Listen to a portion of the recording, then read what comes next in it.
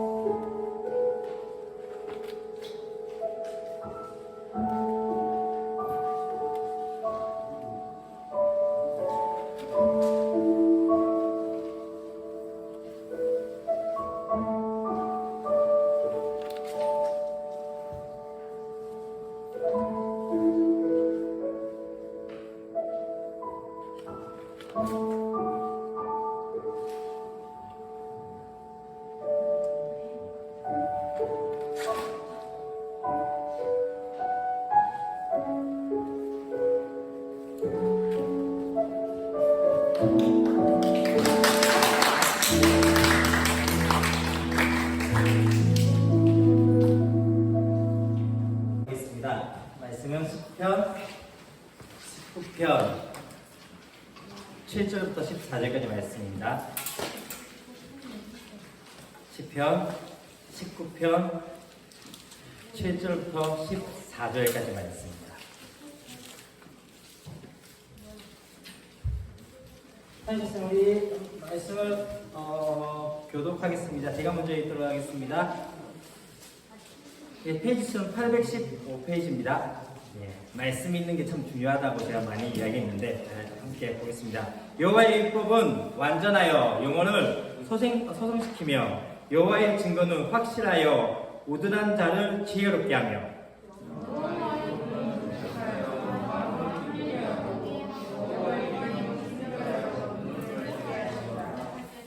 여호와를 경외하는 도는 정결하여 영혼까지 이루고 여호와의 법도 진실하여 다 의로우니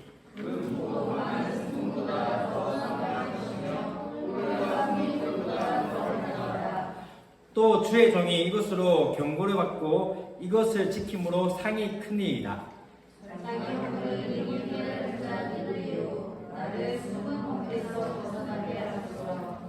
또 주의 종에게 고의로 죄를 짓지 말게 하사 그 죄가 나를 주장하지 못하게 하소서. 그리하면 내가 정직하여 큰 죄가에서 벗어나겠나이다. 나의 반성이시오 나의 기술자의 주인 여호와여 내 이름의 영광과 나의 백성이 주님 앞에 연락되기를 원하나이다. 네. 오늘 말씀의 주제는 한번 이 말씀 한번 읽고 시작할까요? 시작. 나의 반성이시오 나의 기술자의 여호와여 내 입의 말과 내 반성이 주님 앞에 연락되기를 원하나이다. 여러분이 본문을 무엇이 있나요? 여러분이 가장 소중하게 여기는 거 라면? 아 특이한데? 또 뭐 했어요? 이제 핸드폰 또 준수 드디어 핸드폰을 이제 받아가지고 어떤 놈? 야 드디어 준수가 다시 핸드폰을 다시 받아가지고 사용하고 있습니다. 예. 안 뺏겼으면 좋겠지. 예. 또 뭐 어떤 것이 있나요? 저에게 가장 큰 소중한 보물은 아마 저희 가족이 아닌가 하는 생각이 들습니다. 사실 제가 진짜 늦게 결혼했고 요즘은 좀 제가 34살에 결혼을 했습니다. 아 맞나? 그쵸? 34살에 딱 결혼하고 난 다음에 요한이를 가진 게 10년 만에, 그러니까 44살에 요한이를 가졌습니다. 제가 가장 고민인 것 중에 하나가 이제 요한이가 20살 되면 제가 60몇 살입니다. 예, 두렵고 떨림이 있습니다. 애를 어떻게 먹여 살릴까 좀 두렵고 떨리지만 그럼에도 불구하고 중요한 것 중에 하나는 그래도 나에게 참 중요한 소중한 보물이구나라는 생각이 들었습니다. 보물이라고 이야기할 때 그것은 어쩌면은 뭐 값어치가 많고 적은 문제도 아니고 그것은 하나의 가치가 아닌가라는 생각이 듭니다. 여러분에게 그 보물을 가지고 있을 때 그 보물의 가치는 얼마만큼 되어 있을까요? 오늘 특별히 그리스도인에게 가장 소중하게 여겨야 될 가치, 보물 이름은 뭐라고 생각하실까요? 그것은 어쩌면 말씀이 아닌가라는 생각이 들었습니다. 특별히 오늘 말씀을 통해서 우리가 이 말씀이 어떤 말씀인지 또 이 말씀을 통해서 우리에게 주어지는 유익이 무엇인지를 함께 나누고자 합니다. 오늘 특별히 시편 19편의 말씀에는 어떤 이야기가 나온다면요. 시편 19편의 전체적인 내용들이 오늘 첫 번째 읽지 않았지만 1절부터 6절까지 말씀 가운데는 세상을 창조하신 그 다음에 하나님의 영광에 대해서 나타나기 시작합니다. 그리고 이상하게도 7절부터 시작해서 14절까지 말씀은 하나님의 말씀에 대해서 나옵니다. 세상을 창조하신 이 창조와 말씀이 무슨 관계가 있을까요? 그것은 이것 같습니다. 여러분, 무한하신 하나님을 유한한 인간이 알 수 있을까요? 다시 말하면 유한한 인간, 한계를 가지고 있는 인간이 그 창조하신 우주도 다 뭘 알지 못하는데 그 우주를 창조하신 그 하나님을 알 수 있을까요? 알 수가 없죠. 그래서 어떻게 합니까? 하나님께서 우리에게 어떤 것을 주셨다면 말씀이라는 것을 주셨던 거죠. 좀 쉽게 이야기하겠습니다. 제가 요한이의 아버지입니다. 맞죠?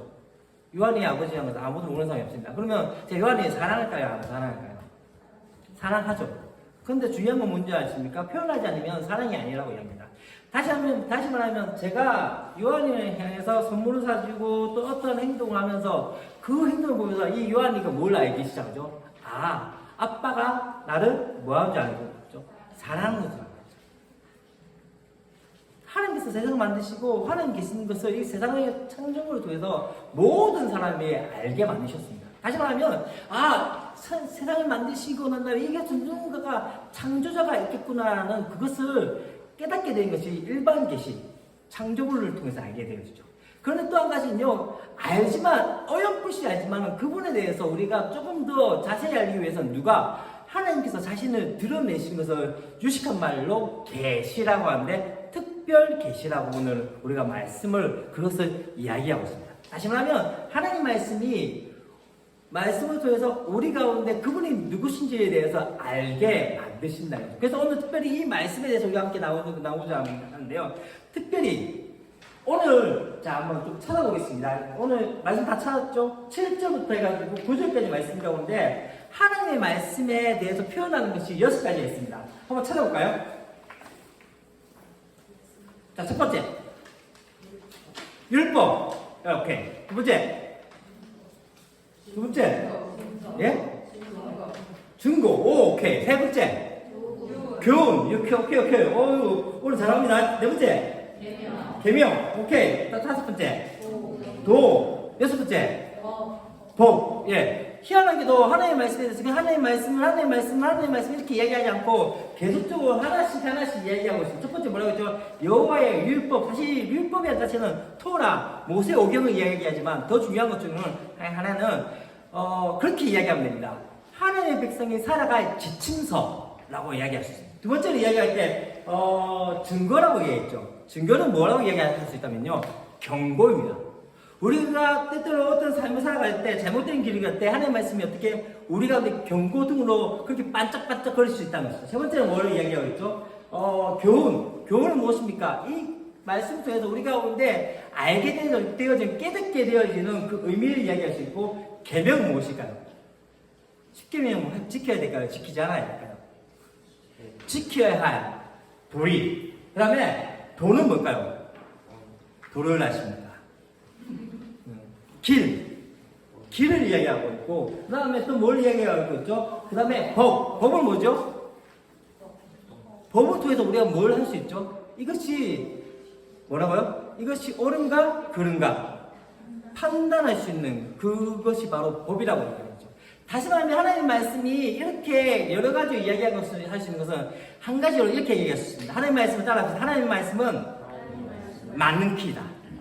우리 삶 가운데 맞는 키로 우리 가운데 적용이 되죠. 그렇다면 하나님의 말씀 통해서 우리 가운데 주어진 유익이 뭘까? 이제 한번 찾아봅시다. 7절부터 또 8절까지 말씀 가운데 4가지가 있습니다. 4가지가 있어야 됩니다. 첫 번째 뭐죠? 그쵸? 뭐라고요? 영혼을 어떻게 한다? 소성시킨다. 두 번째 뭐죠? 오케이. 지혜롭게 한다. 세 번째는 뭐죠? 마음을 어떻게 한다? 기쁘게 한다. 네 번째는 뭐죠?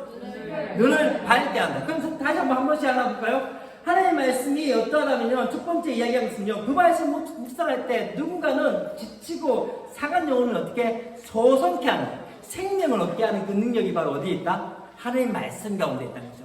때때로 우리가 힘들고 어려울 때 다시 한번 그리스도인으로서 우리가 되어진 것은 그분의 말씀을 통해서 다시 한번 새 힘을 얻을 수 있는 그런 은혜가 있게 되는 거죠. 두 번째 무엇입니까? 두 번째 뭐라고 했죠? 예, 지혜롭게 한다. 지혜라는 지식과 다릅니다. 지혜라는 것은 무엇을 의미하죠? 우리가 살아가면서 우리 가운데 때때로 많은 시련과 어려움이 있을 때 어떻게 해야 될지에 대해서 다시 한번 깨닫게 하는 방법이 바로 지혜입니다. 그 다음에 세 번째는 뭐죠? 기쁨을 한다. 이 말의 의미는요, 우리가 때때로 힘들고 상처받을 때가 있어요. 사람들과의 관계 가운데 그렇게 상처받을 때가 있어. 그때마다 어떤 것이 있다면 하나님 말씀이 우리 가운데 말씀이 우리가 전해짐을 통해서 상한 심령의 치유의 역사들을 맛보게 되어지는 것이죠. 그 다음에 마지막으로 어떻게 해요? 눈이 밝아진다. 눈이 밝아진다니까요. 딴 생각하면 안 됩니다. 사리 분별. 다시 말하면 무엇이 옳고 그른가에 대해서 함께 보게 되어지는 것이죠. 그렇기 때문에 이제 마지막으로 이야기할 것 중에 하나 있습니다. 복, 금, 복, 많은 순금보다 더 사모할 것이요. 왜 하나님의 말씀을 금과 같이 이야기할까요? 무거워서? 그 다음에 혹시 금이라면 뭘 어떤 느낌이 있을까요? 반짝반짝하면 반짝반짝한 반짝인 모든 것이 보석일까? 반짝인 모든 것이 보석일까? 아니지. 금은 왜? 순금. 순은 뭘까요? 순이라는 의미가 뭘까요? 섞이지 않고 또 한 가지 변하지 않는 것. 여러분, 때때로 사람과의 관계는 다 변해요. 우리가 지금 여러분들이 막 같이 있는 친구들 있잖아. 아, 너무 좋고 재밌죠? 중요한 건 뭔지 아세요? 한 20년 지나가 거의 소식도 없다? 아무런 소식이 없다? 지금 여러분들 그렇게 생명같이 여기는 친구들의 관계가 한 20, 30년 지나면 다 떨어져요. 그래서 성경은 이렇게 얘기해요. 푸른 마르고 꽃은 시드나 주의 말씀은 어떠하다고요? 영원하다. 그래서 어떻게 하는지 아세요? 제가 참 좋아하는 짐 엘리어스라는 그 선교사님이 이렇게 얘기했어요. 영원한 것을 위해서 영원하지 않는 것을 버리는 것은 결코 어리석은 일이다. 하나님의 사람들은요, 그 말씀을 붙드는 거예요. 하나님의 사람은요, 그 말씀이 변하지 않기 때문에 그 말씀을 붙들고 살아가는 거예요. 세 번째, 그 다음에 뭐라 이야기한다면요, 그 말씀은 무엇보다 달콤하다? 네? 성의꿀. 꿀에 드셔보신 적이 있습니까?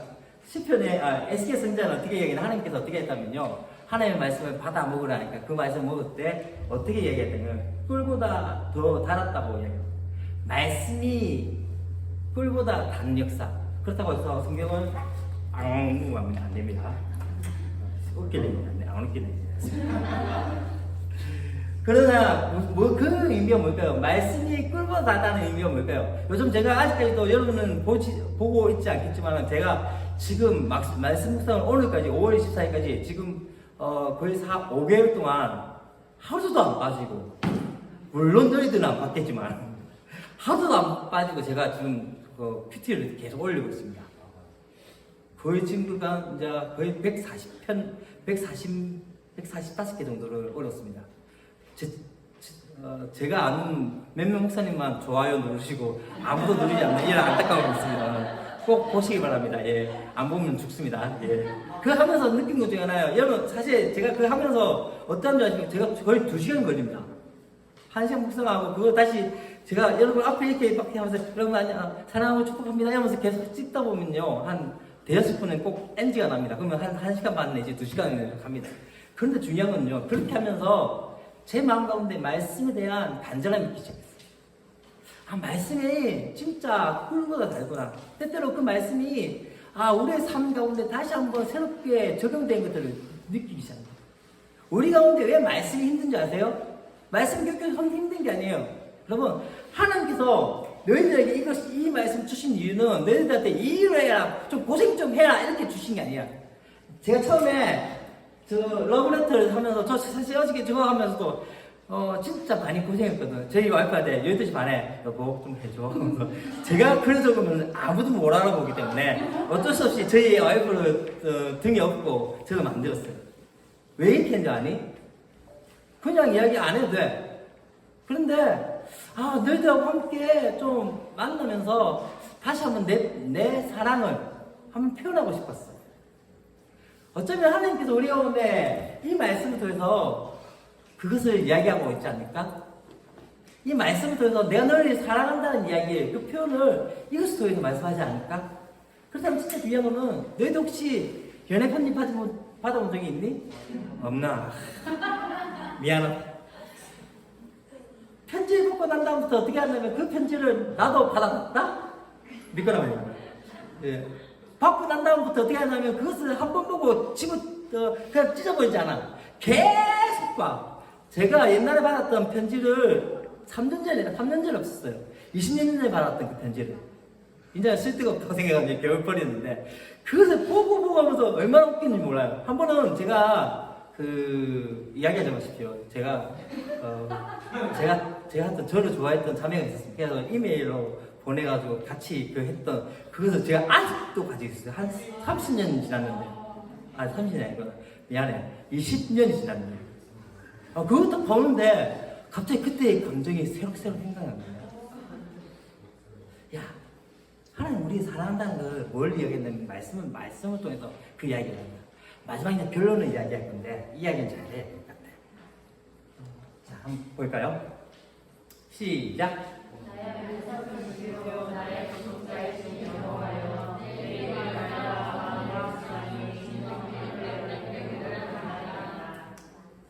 여러분 이 말씀을 들으면서 어떤 생각이 드시나요? 이 말씀 보면 어떤 생각이 드나요? 저는 이 말씀 보면서 두려웠어요. 사실 한번 생각해 보세요. 저 말씀 같은 경우는 저 앞에도 괜찮아요. 하나님 하나의 반석이십니다. 좋아요. 나의 구속자이십니다. 딱 하는데 뒤에 내 입이 말까? 입에서 10원, 20원, 30원, 40원 막 힘막 하는데 그게 하나님이 뭐? 이러고 있으면 어떨까? 얘들아 한번 생각해봐. 너희들이 지금 막 애들하고 욕하고 하면서 그렇게 이야기했고 누군가 씹었던 이야기들이 하나님 앞에 다 연락이 됐다고 생각해봐. 대박이지 않니? 두 번째 뭐라고요? 마음의 묵상이에요. 여러분이 마음의 묵상이 항상 주님만 생각할 수 있을까요? 항상 야구도 생각하시면서 또 여러 가지 애들 어떻게 괴롭힐까 이런 것들 생각하는 모든 것들이 내가 지금 했던 모든 것들이 누구에게? 주님 앞에 연락된다. 두렵지 않을까요? 떨리지 않을까요? 근데 이게 제가 마지막으로 이야기하고 싶은 이 이야기입니다. 제가 로마서 12장 1절과 2절 말씀을 해볼게요. 그러므로 형제들아 내가 하나님의 모든 자비하심으로 너희를 권하노니 너희 몸을 하나님이 기뻐하시는 거룩한 산 제물로 드리라.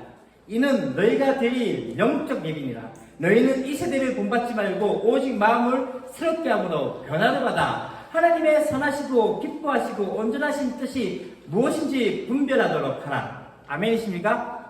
아멘이십니까? 하나님께서 우리 가운데 뭘 원하신다면 산제사, 산제물, living sacrifice. 영어를 썼습니다. 살아있는 제물. 여러분, 제물은 살아있어야 될까요? 죽어 있어야 될까요? 죽어야 돼요. 다시 말하면, 제사를 드릴 때, 여러분 혹시 제사를 드릴 때, 살아있는 거, 갑자기 닭을 이렇게 꽉꽉꽉꽉꽉 하고, 옆에서 돼지 구구구구 이렇게 다 넣을 수 있을까?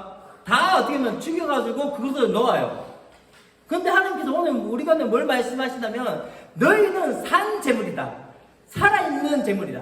그거는 뭘 의미하냐면 너희 삶이 이미 죽었지만은 또 한 가지 더 중요한 건 예수로 말미암아 살아있기 때문에 그렇게 산 제물로 드려지는데 어떻게 얘기해요? 그렇기 때문에 너희는 이 세대의 그 언어와 세대의 문화를 본받는 것이 아니라 무엇을 받는 것? 하나님이 진짜 기뻐하시고 선하시고 온전하신 뜻이 무엇인지를 분별하도록 하라고 말씀하고 있는 것이죠. 그렇기 때문에 우리가 말씀을 표현한 겁니다. 다시 한번 그 말씀 가운데 나가실까요? 우리가 계속적으로 큐티를 계속 올리고 있습니다. 여러분 저는 강제를 하지 않습니다만 저는 그렇게 생각합니다. 여러분들이 다시 한번 말씀 가운데 한번 나가 보십시오. 저는 제가 여러분들 위해 기도할 때 이 기도를 합니다. 하나님, 우리 중딩 아이들이 세대를 따라가는 존재가 아니라 세대를 거스르며 하나님 나라를 말하며 하나님의 비전을 꿈꾸며 하나님의 백성으로서 세대를 거스르는 존재가 되게 해주십시오. 아멘? 저의 기도의 제목입니다. 여러분은 새벽마다 기도할 때마다 여러분들 이름을 놓고 기도할 때마다 하나님 이 아이들이 그렇게 되기 원합니다. 그게 바로 하나님의 사람이 아닐까요? 그렇게 살아가는 저와 여러분이 되었으면 좋겠습니다. 우리 한 찬양할까요? 예. 오랜만에 하는 찬양입니다. 꽃들도. 원래 딴 찬양을 하다가 이 찬양을 좀 하는데요. 함께 찬양하면서 우리 마음을 함께 드렸으면 좋겠습니다. 예. 그 다음에 나오겠죠? 나올까요? 예. 이 구도.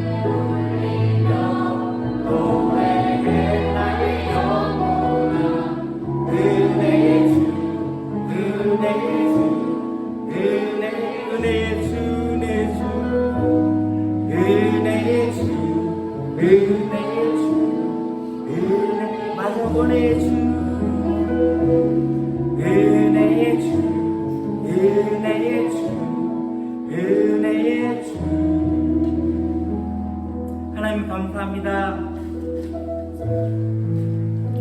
석 달 동안에 우리 가운데 그렇게 지겨워했던 일상의 예배가 멈춰버리고 그렇게 우리 가운데 중요시 여기지 못했던 이 자리에서의 예배가 중단되어진 말미암아 하나님 우리의 마음 가운데 예배의 간절함과 예배에 대한 갈망들을 허락하여 주셔서 감사드립니다. 또한 이 자리에 오늘 우리 사랑하는 아이들과 함께 하나님의 이름 높일 수 있게 되어주고 하나님 앞에 감격의 예배들을 드리게 하여 주시니 감사드립니다. 하나님, 어쩌면 이것이 일상과 같은 생활이었지만 은혜 아니면 되어지지 않았던 것임을 다시 한번 고백하게 해주시니 감사드립니다. 또한 이 자리에 있는 우리 아이들, 어쩌면 그냥 그렇게 왔다고 생각했고 그냥 그렇게 존재했다고 생각했던 아이들인데, 이 아이들도 다시 한번 보게 해주시니 감사드립니다. 주님, 우리 아이들 존재만으로도 감사할 수 있는 내가 있게 해주시고, 다시 한번 이 아이들의 소중함을 깨닫게 해주시고, 그러면 하나님, 이 자리에 오는 아이들을 축복하며 이들을 존귀히 여길 수 있는 우리 중등부가 되게 하여 주시옵소서. 하나님, 오늘 우리가 다시 한번 말씀에 대해서 이야기했습니다. 다시 한번 그분의 말씀 가운데 나갈 때마다 다시 한번 우리의 마음 가운데 주의 말씀에 대한 갈망들이 있게 하여 주시고, 예배에 대한 은혜의 역사도 있게 하여 주시고, 부흥의 날을 보게 하여 주시옵소서. 하나님, 한 번의 예배 가운데 우리의 모든 것들을 준비할 수 있는 은혜가 있게 해주시고, 한 번의 예배 가운데 우리의 삶을 들을 수 있는 그런 역사도 있게 해주시고, 여기서 왔다가 가는 것을 끝난 것이 아니라 이제 다시 한번 삶으로의 예배가 되어줄 수 있도록 도우시고 함께 하여 주시옵소서. 이제는 주 예수 그리스도의 은혜와 사랑하시되 끝까지 사랑하시는 하나님의 사랑과 성령의 감화감동 교통하심이 나의 입술의 모든 말과 나의 마음의 묵상이 주께 연락되게 오라며, 그분의 말씀을 말미암아 다시 한번 살아가기를 원하는 사랑하는 중등부 친구들 머리 위에, 또한 이들의 말씀과 기도와 사랑으로 가르치시는 우리 선생님들 가운데, 주의 백성들 가운데 이제로부터 영원토록 함께 했을지어다. 아멘.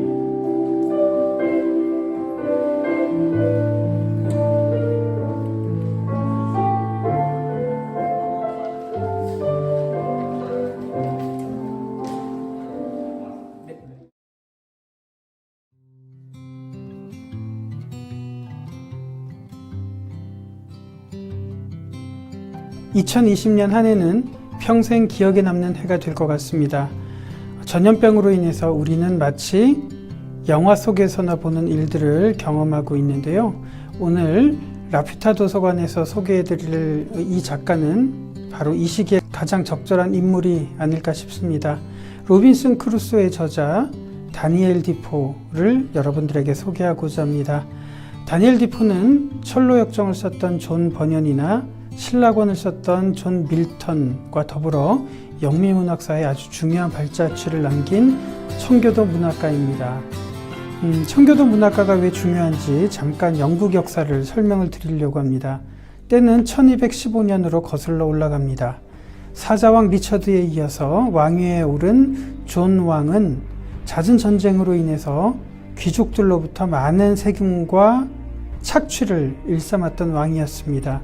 이렇게 세금을 징수하던 존 왕의 치세 기간을 배경으로 했던 이야기가 바로 로빈 후드였습니다. 이때 귀족들은 러니미드 평원에서 존 왕에게 다음과 같은 조항에 서명하도록 강요하죠. 왕은 귀족들의 허락 없이 마음대로 세금을 징수할 수 없고, 귀족들은 다른 귀족들의 동의에 의해서만 처벌할 수 있고, 자유민은 반드시 합법적인 재판 절차에 의해서 처벌할 수 있다는 이 조항에 서명을 합니다. 이것이 1215년에 체결된 그 유명한 대헌장 마그나 카르타입니다. 이로 인해 영국이 의회 민주주의가 일찍부터 발달하게 됐고요. 귀족들이 평등한 테이블에서 회의를 했던 이야기, 즉 원탁의 기사가 이 무렵에 기록이 되었습니다. 그로부터 시간이 400년이 지난 17세기입니다. 찰스 1세는 1625년에 프랑스, 스페인과 전쟁을 하기 위해서 마음대로 세금을 징수하려고 했을 때 1628년에 영국 귀족들은 1215년 대헌장을 상기시키면서 의회의 권리를 주장했죠.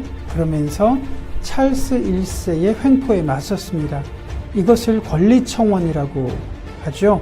찰스 1세가 이듬해인 1629년에 의회를 해산시키자 영국은 순식간에 찰스 1세를 추종하는 왕당파와 의회의 귀족들을 중심으로 한 의회파 간의 갈등이 일어나게 됩니다. 1642년에 청교도들이 주류를 이룬 의회파가 왕당파에 맞서서 청교도 혁명을 일으킵니다. 이때 청교도 혁명을 이끌었던 올리버 크로멜이 왕당파를 눌렀고 찰스 1세를 처형하면서 영국의 공화정을 수립합니다.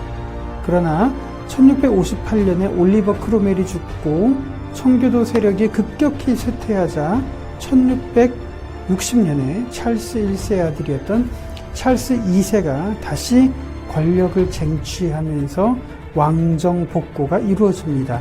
따라서 1660년 이후부터 국왕을 중심으로 한 영국 국교회가 권력을 잡게 되었고요. 청교도, 장로교, 침례교 같은 교파들은 비국교도가 되어서 정치적으로 탄압을 받게 됩니다. 그리고 1673년에 심사율이 제정되면서 비국교도들에게는 대학 진학과 공직 진출까지도 금지되었습니다. 이 시기에 청교도들이 사회에서 할 수 있었던 일은 아무것도 없었고요. 사회적인 제약과 박해를 받게 되었습니다. 이때 철로 역정을 썼던 존 버년이나 존 밀턴은 이런 시기에 정치적인 박해를 경험했었고요. 바로 다니엘 디포가 이 무렵이었던 1660년에 태어났습니다. 다니엘 디포는 독실한 가문에서 태어났지만 청교도 가문이었기 때문에 대학에도 진출할 수 없었고 심지어 시민권까지도 박탈당했습니다. 그럼에도 불구하고 독실한 신앙을 가졌던 다니엘 디포가 21살이었던 1681년에 목사가 되고 싶었지만 청교도 목사로 살아가야 한다는 그 현실이 너무 고통스러웠기 때문에 다니엘 디포는 목회자의 길을 포기하고 상인이 되었습니다. 그러던 32살에 사업에 큰 어려움을 겪으면서 파산을 했고요. 다양한 일들을 하다가 43살에 작가가 되었는데 풍자 활동을 하다가 또 체포되었고 투옥이 됐습니다. 그리고 풀려난 뒤에도 했던 모든 사업들이 파산을 당했죠. 정말 파란만장한 인생이 아닐 수가 없었습니다. 한 인간으로서는 철저하게 비운의 삶을 살았던 다니엘 디포가 59세에 자신의 인생을 하나님께 바치려고 펜을 들기 시작을 했습니다. 21살에 목회자의 길을 가고 싶었지만 그 길을 포기한 지 38년이 지난 후에 그를 통해서 하나님을 알리기 위해서 썼던 책이 바로 로빈슨 크루소였던 거죠. 어떤 내용이 들어있을지 다음 시간에 2차례에 걸쳐서 로빈슨 크루소 이야기를 들어보려고 하는데요. 하나만 먼저 말씀을 드리자면 로빈슨 크루소가 풍랑을 만나서 무인도에 표류하게 되죠. 이후에 무인도에서 하나님을 원망합니다. 그때 로빈슨 크루소가 이렇게 말하죠. 하나님이 내게 왜 이러시는 걸까? 내가 무슨 짓을 했기에 이런 대접을 받는가? 그리고 로빈슨 크루소가 배에서 상자를 가지고 와서 열었는데 그 안에서 성경책이 나오죠. 성경책을 펼치고 난 다음에 처음 눈에 띄는 글귀가 이것입니다. 환난 날에 나를 부르라. 내가 너를 건지리니 내가 나를 영화롭게 하리라. 왜 이 구절을 다니엘 디포가 선택을 했을까요? 그가 태어나기 13년 전이었던 1647년에 영국에서는 웨스트민스터 신앙고백문을 작성합니다. 웨스트민스터 교리 제1문은 이거죠. 사람의 제일 되는 목적은 하나님을 즐거워하고 영원토록 그를 영화롭게 하는 것. 다니엘 디포는 그 목적을 로빈슨 크루소를 통해서 말하고 있는 겁니다. 59세에 실패한 인생이었지만 하나님은 다니엘 디포를 그렇게 사용하셨고요. 로빈슨 크루소는 그가 목사가 되어서 설교를 해서 그의 설교를 들었을 사람들보다 훨씬 더 많은 사람들에게 영향을 준 책이었습니다. 다니엘 디포에게 구원이란 죽은 이후에 가는 어떤 장소가 아니라 하나님 안에 있는 상태를 강조하는 것이 로빈슨 크루소의 주제와도 같습니다. 로빈슨 크루소는 영국 사람들을 향해서 했던 일종의 설교였던 셈이죠. 그리고 2년 뒤인 1721년에 다니엘 디포는 전염병 연대기를 썼는데요. 1665년에 런던을 휩쓸었던 흑사병의 역사 기록들을 재구성한 책이 바로 전염병 연대기입니다. 흑사병이 창궐했을 당시 런던의 인구가 40만이었는데요. 그 중에 4분의 1이었던 10만 명이나 되는 엄청난 사람들이 시체가 되는 이런 재앙 속에서도 다니엘 디포는 이 책을 통해서 하나님을 잊지 말라고 기록을 써내려가고 있습니다. 전염병 연대기라는 책의 결론 부분에서 이렇게 말하고 있습니다. 이런 엄청난 일들을 미루어 보아 우리는 지나간 날들의 재앙을 잊지 말고 서로 관용의 미덕을 거울로 삼아 흑사병이 끝난 후에 우리의 행동들을 스스로 돌이켜야 한다. 이런 멋진 말을 남기죠. 그러면서 이런 기록을 빼놓지 않습니다. 나는 내과 의사, 외과 의사, 약사, 시당국자, 모든 공무원들, 그리고 헌신적인 활동을 했던 사람들이 얼마나 자신의 임무를 완수하기 위해서 생명의 위험까지 무릅쓰고 활약했던가를 기록에 남겨놓아야 한다고 생각한다. 그들은 자신의 임무에 헌신적으로 활동했을 뿐 아니라 자신의 생명을 내던졌다는 것을 우리는 결코 잊어서는 안 되겠다. 다니엘 디포가 전염병 연대기에서 기록한 당시 의료진들 이상으로 2020년에 대한민국 의료진들은 바로 이 시대의 영웅들입니다. 여러분들의 덕입니다. 1665년에 런던에서 흑사병이 창궐했던 그 현장에 있었던 사람들이 떠올렸던 인물은 바로 그 교구에서 평생 목회를 했던 시인이자 목회자였던 존 던 목사였습니다. 일생을 고통스러운 삶을 살았지만 죽을 때까지 그 교구에서 목회를 하면서 가난한 사람들을 위로하는 삶을 살았습니다. 그리고 존 던 목사가 죽기 전에 이 시를 남겼는데요. 이 시는 흑사병이 창궐하던 런던 시민들의 가슴속의 회자가 되었고요. 시간이 흘러서 이 시는 노벨문학상을 받았던 해밍웨이나 밥 딜런에게도 영향을 주었던 시입니다. 바로 누구를 위하여 종은 울리나 라는 시입니다. 여기서 종은 죽음을 알리는 종이고요. 모든 사람들이 죽음을 맞이하지만 우리는 인간으로서 서로 연결되어 있는 존재라는 것을 말하고 있는 시입니다. 이 시가 2020년을 살아가는 모든 분들에게 희망과 용기가 되었으면 좋겠고요. 그리고 지금까지, 그리고 지금 이 순간에도 전염병과 싸우고 있는 이름 모를 영웅들에게 이 시를 바칩니다. 그리고 오늘 다니엘 디포 이야기는 여기서 마치고요. 다음 시간에 로빈슨 크루소로 여러분들에게 찾아뵙도록 하겠습니다.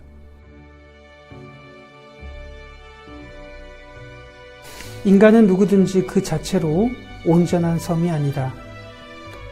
모든 인간은 대륙의 한 조각이요 대양의 일부다. 만일 흙덩이가 바닷물에 씻겨 내려가면 땅은 그만큼 작아진다. 만일 당신의 친구들이 그렇게 되어도 당신은 그만큼 작아진다. 그 누군가의 죽음은 나를 감소시킨다. 나는 인류 속에 포함되어 있기 때문이다. 종은 그대를 위하여 울리게 되리니 누구를 위하여 종이 울리는지 알려고 하지 말라.